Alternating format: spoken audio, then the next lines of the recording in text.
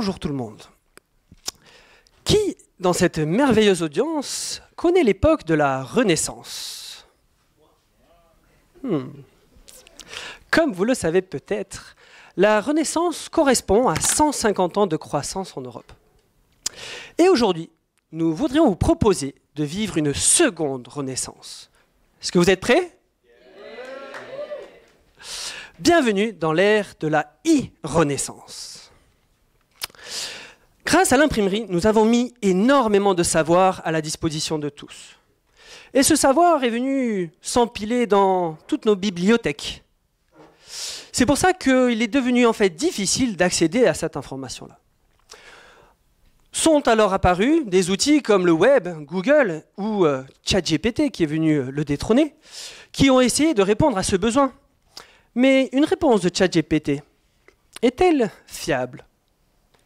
Et si moi, j'ai envie d'intégrer de l'expertise sur l'achat de logement ou de l'expertise professionnelle que je veux confidentielle, ai-je une solution aujourd'hui?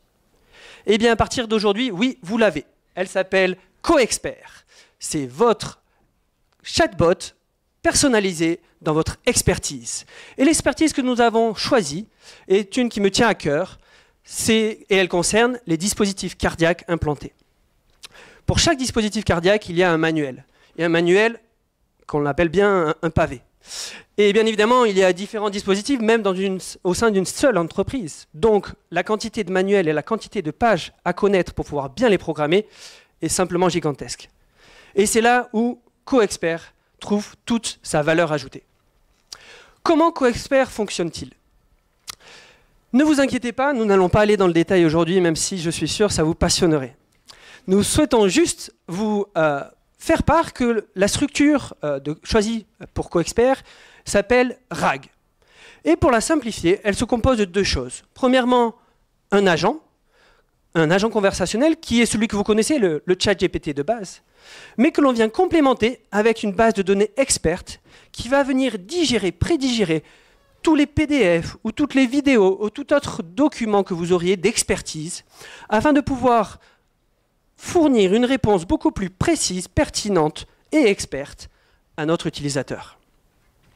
Et je vous propose de vivre cette expérience en direct. Parce que la vraie question, c'est est-ce que ça marche? C'est surtout ça qu'on se dit.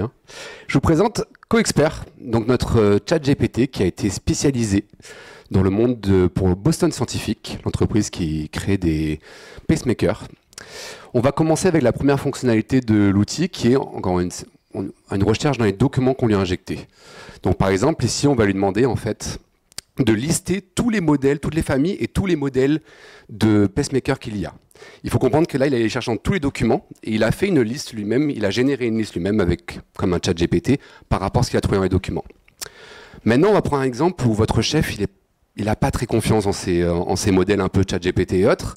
Donc ce qu'on va faire, c'est qu'on va lui demander la taille d'un modèle spécifique et on va lui demander d'afficher le PDF dans lequel il a trouvé ça. Donc en fait, ce qu'il va faire, c'est qu'il va nous trouver un peu en dessous la taille exactement, il nous dit dans quel document il l'a trouvé, et surtout il nous affiche le PDF directement pour dire à votre chef, en fait c'est sûr que ça vient de là, je peux te montrer le document. Maintenant, qu'est-ce qui se passe s'il n'a pas la réponse, des documents? On va lui demander par exemple quand est-ce qu'a été fondé Boston Scientific. Eh bien, il répond très bien puisqu'il nous dit j'ai pas l'information des documents que tu nous as donnés. Mais on s'est dit qu'on n'allait pas vous faire payer un abonnement plus pour pouvoir accéder sur Internet et faire une recherche en temps réel. Donc on a rajouté une fonctionnalité où il va aller chercher sur Internet. Ça prend un peu plus de temps, mais en fait, il va utiliser un outil qui est tout simplement une API Google, et il va venir chercher, pour la même question, il trouve la réponse que Boston Scientific a été fondé en telle année par je ne sais plus comment ils s'appellent ces personnes, mais ils sont assez incroyables. Autre cas d'étude, vous avez un collègue médecin qui dit que j'ai réussi à réduire de 35% la taille du pacemaker G, je ne sais plus combien, un des modèles de pacemaker. Vous n'avez pas envie de prendre du temps à chercher le document, le pacemaker, combien de taille il fait, et vous n'avez pas envie de vous embêter à savoir combien fait 35% de ça. L'outil va venir chercher l'information dans le document ou sur Internet, et il va par lui-même utiliser un autre outil de mathématiques, puisqu'un modèle de LLM qui est comme un ChatGPT ne peut pas faire de maths par lui-même. C'est un modèle qui comprend les conversations et qui va générer des réponses. Mais là, ce qu'on voit, c'est qu'il a réussi à récupérer la taille. En fait, ce qui s'est passé derrière, c'est qu'il a pris la taille du modèle et ensuite, il a fait une multiplication par 0,65 pour nous afficher la modèle qui ferait sur une taille réduite à 19,175 cm3. Dernier cas d'étude qu'on va faire ensemble, vous êtes en acquisition et vous avez votre entretien annuel avec votre chef et vous voulez savoir un peu quelle acquisition a fait Boston Scientific de toute l'année et vous êtes un peu feignant donc vous lui demandez en français. Donc il nous répond « Ah tu sais, je ne suis pas vraiment en mesure de filer cette fois une bonne bouillabaisse. » Ok. Oui, on a un problème, c'est que quand on le passe en français, il se met en mode local et il ne veut pas nous répondre. Donc on ne sait pas trop, de là à voir, je sais pas, peut-être que les Marseillais sont un peu feignants. Je sais pas. Voilà, c'est tout pour nous. Et je vais demander à Denis de venir pour nous voir.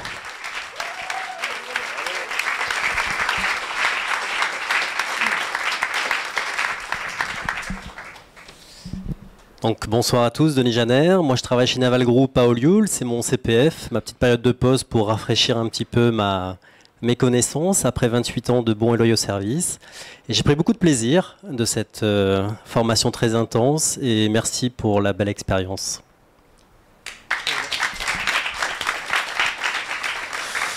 Du coup, moi, c'est Éric Bouteuil. J'ai fait 10 ans chez Boston Scientific, d'où ce projet. J'ai fait aussi 4 ans de développement web et de gestion de projets digitaux. Et je souhaitais ajouter une nouvelle corde à mon arc pour pouvoir faire de la gestion de projet au niveau IA et digital en général. Et donc de mon côté, c'est Thomas Sagols. Ça fait 15 ans que je travaille dans la transformation digitale et en ingénierie. Donc j'avais voulu me donner un nouveau départ avec cette formation, remettre un peu les mains dans le code et j'ai été servi. Sachant, on a été servi en 9 semaines. Donc voilà, superbe expérience et au plaisir d'avoir fait ce projet avec mes chers collègues.